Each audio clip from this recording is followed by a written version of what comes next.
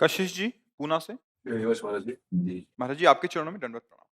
महाराज जी, आपने एकांतिक वार्तालाप में बताया था कि जब मनुष्य किसी भी ऊंचाई पर चढ़ता है तो वो बहुत कष्ट से गुजरता है। मैं रोज राधा नाम जप करता हूँ। मेरा सब कुछ राधा जी की कृपा से अच्छा चल रहा है। वो मुझे अपनी जिंदगी में थोड़ी बहुत तरक्की कर भी रहा हूँ। क्या मैं ये मानूं कि मेरा जो पुराना पुण्य है वो अब नष्ट हो रहा है, हाँ, और जो मैंने जाने जाने में पाप किए हैं और जो पुराने पाप हैं वो अब आगे बढ़कर आएंगे। कभी ना कभी तो मुझ पर हावी आए, होंगे। हाँ, पक्का चतुर खिलाड़ी वही है कि अगर इस समय पहलवान नीचे दबा हुआ तो इसका मतलब ये नहीं कि परास्त हो गया है।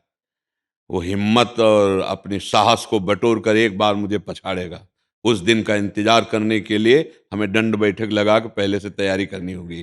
तो हमको नाम जप, शास्त्र स्वाध्याय और समता की तरफ दृष्टि, दुख सुख में समान भाव, लाभ हानि में समान भाव, जय पराजय में समान भाव, मान अपमान में समान भाव, ये हमारा बल है। हम समता के द्वारा दुख सुख पर विजय प्राप्त करके परम सुख को प्राप्त होंगे। अभी पुण्य का क्रम चल रहा है। नहीं तो कोई कोई नाम प्रारंभ करते हैं और दुखद परिस्थितियां आने लगती हैं।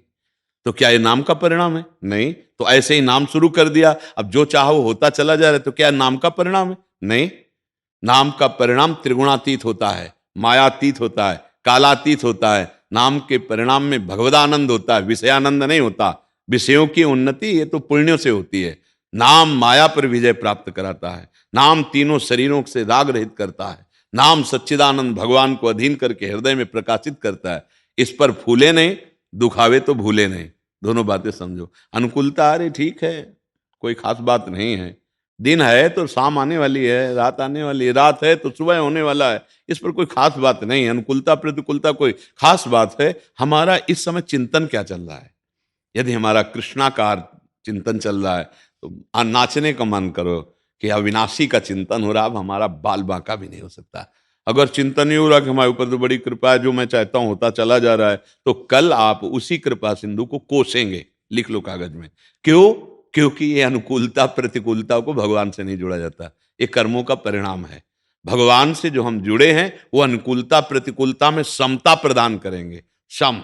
भारी दुख की स्थिति में भी मुस्कुराहट में कोई फर्क नहीं, भारी सुख की स्थिति में भी कोई अहंकार नहीं। ये भजन से प्राप्त होता है।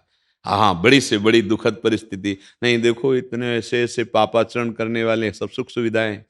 सुदामा जी महाराज है, कई कई दिन भोजन नहीं मिलता, और कृष्णाकार वृत्ति है, भगवदाकार वृत्ति है। तो क्या हम कहेंगे उनको कि उनका भजन सही नहीं था? फिर इसके बाद द्वारिकापुरी जैसी सुदामापुरी बन गई, तो आप क्या कहेंगे? अब कृष्ण कृपा हुई? नहीं नहीं नहीं, कृष्ण कृपा पहले भी थी, अब भी है। वो समान रहे। सुदामापुरी बनने पर भी उनको कोई हर्ष नहीं हुआ, और कई कई दिन भोजन ना मिलने पर उनको कोई शोक नहीं हुआ, कोई ग्लानि नहीं हुई। वो वही कहते थे, मेरे मित्र श्री कृष्ण जिसमें राजी मैं उसी में राजी। हमारे यहाँ आचार्यवाणी में सबसे पहला है पद है, उसकी पहली पंक्ति है, जोई जोई प्यारो करे सोई मोहि भावे। बस इतनी। फिर वो तो सिद्धों की बात है, भावे मोहि जोई सोई सोई करें प्यारे। अभी तो हमें केवल इस बात पे उतरना है, जोई जोई प्यारो करे। विपरीत परिस्थिति आ रही, प्यारे मुझे कस रहे हैं कसौटी में। जैसे मटकी को अगर हम रस डाल दें कच्ची मटकी में तो फैल जाएगी। तो चतुर कुम्हार पहले उसे सूर्य के ताप में पकाता है, फिर अग्नि के ताप में पकाता है, फिर वो बाजार में रख देता है, कोई रस भर लो, अब ये फूटेगी नहीं जी। और अगर कच्ची मटकी में रख दे तो फूट जाएगा। तो हमें भगवदानंद प्रेम रस प्राप्त करना है तो हमारे हृदय को कसा जाएगा, उसे तपाया जाएगा। वो काम क्रोध लोभ मोह मद का विकार कोई असर न डाल पावे, तब मटकी तैयार हो गई। अब उसमें प्रेम रस डाला जाएगा। तो इसलिए भजन का फल है समता। दुख सुख में, शत्रु मित्र में, मान अपमान में, लाभ हानि में सम हो जाना। आपकी स्थिति अंदर से किसी भी प्रकार के विकार को प्राप्त नहीं हो रहे, सच्चे भजन का लाभ आपको मिल रहा है। हम भजन का फल नाशवान वस्तुओं की अनुकूलता को न देखें, ये तो प्रारब्धानुसार आती जाती रहती। नहीं, बड़े बड़े महाभागवतों में ऐसी परिस्थिति देखी गई कि खान पान तो, और भजन इतना है कि भगवान सेवक बने हैं, भगवान दासत्व को प्राप्त हो रहे हैं उनके। और स्थिति ये है कि भोजन की भी व्यवस्था नहीं। जैसे चीदर चिदरानी जी, एक से एक महापुरुष, नाका बांका जी, एक से एक महान भागवत हुए हैं। तो बच्चा, ये अनुकूलता पुण्यों से आ रही है, और अब आगे जो आने वाला है उससे लड़ने के लिए नाम का जप और बढ़ाओ, और हिम्मत रखना कभी नहीं तो फिर लोग कहने लगते हैं ना, अब भगवान की वो कृपा नहीं रही, और वो भगवान से फिर विपरीत भाव सोचने लगते हैं कि इतना जब किया और ऐसी परिस्थिति आ गई। पहली बात, यहाँ सब मरेगा। इसका नाम जानते हो क्या है लोक का? मृत्यु। यहाँ सब मरने वाला है, एक समय है उसका। चाहे कोई वस्तु हो, चाहे व्यक्ति हो, चाहे स्थान हो, कुछ भी हो, ये मृत्यु लोक में है, अर्थात मृत्यु, उसकी मृत्यु होगी, वो नष्ट होगा, वो परिवर्तनशील है, उस पर ज्यादा टिकान है जाए, चाहे अपना शरीर, चाहे दूसरे का शरीर, चाहे मकान, चाहे कुछ भी हो, इसका नाम मृत्यु लोक है। दूसरी बात, अपना यहां कुछ भी नहीं है। क्या है अपना? कुछ भी नहीं। ये सब माया रचित नाटक है। एक है अपना जिससे हम परिचय नहीं बना पा रहे, श्री कृष्ण। वही हमारी आत्मा स्वरूप में है, वही सबकी आत्मा के रूप में चैतन्य घन स्फुरित हो रहे हैं। अगर उनका नाम और उनका परिचय प्राप्त हो गया, अब जीत गए। नहीं तो यहां सब परिचय बनाओ, स्टेशन में जैसे बैठ के ना हाथ मिलाए चाय पी रहे हैं, और अपनी गाड़ी आई, फिर उसकी तरफ कोई नहीं देखता, चल देता है। उसकी क्या हालत होगी, ना ये देखता है ना वो देखता है कि अब इसकी हालत क्या होगी। दोनों एक दूसरे से अपरिचित है और यहां से चल दिए। परिचय बनाते बनाते जीवन हो गया, प्लानिंग करते करते पूरा जीवन हो गया, ना प्लानिंग पूरी हुई, ना किसी से परिचय हुआ। आसक्ति जो पाप और पुण्य कर्म करवाए वो फिर भोग। इस बार हम परिचय प्राप्त करेंगे श्री कृष्ण का, किशोरी जी का।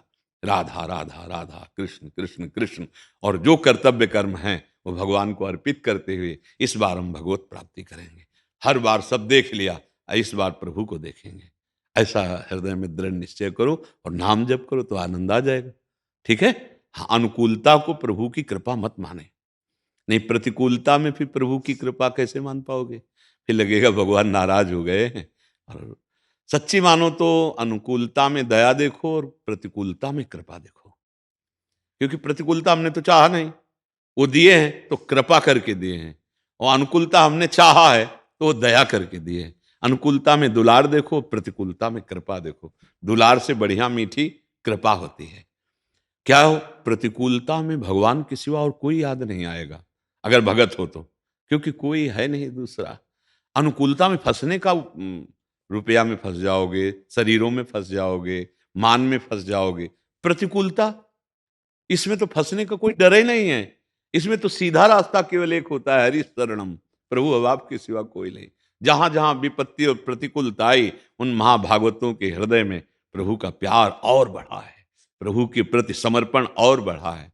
पर ये थोड़ा आगे चलकर समझ में आएगा। अभी तो हम नाम जप करें और प्रभु से प्रार्थना करें कि हमको क्षमता प्रदान करें, सुख दुख में, लाभ हानि में, हाँ, सम हम रहें। सुख दुखे समय कृत्वा लाभा लाभो जया जयो। सत्र मित्र समझानि, मान मान अपमान सम, दुख सुख लाभ न हानि, ये जो कृपा हरिवंश की। एक परमानंद है, ये विषयानंद में भूले जीव परमानंद की बात भले कर ले, जानते नहीं परमानंद। एक अद्भुत आनंद, जिस आनंद में मृत्यु भी बहुत छोटा लगता है। मृत्यु भी कोई दुखद थोड़ी लगती है ना, अपने प्रीतम ही लगते हैं। भगवान कहते हैं सब कुछ हरण करने वालों में मृत्यु मैं हूं। वो अपने प्रीतम को देखता है। ठीक है जी।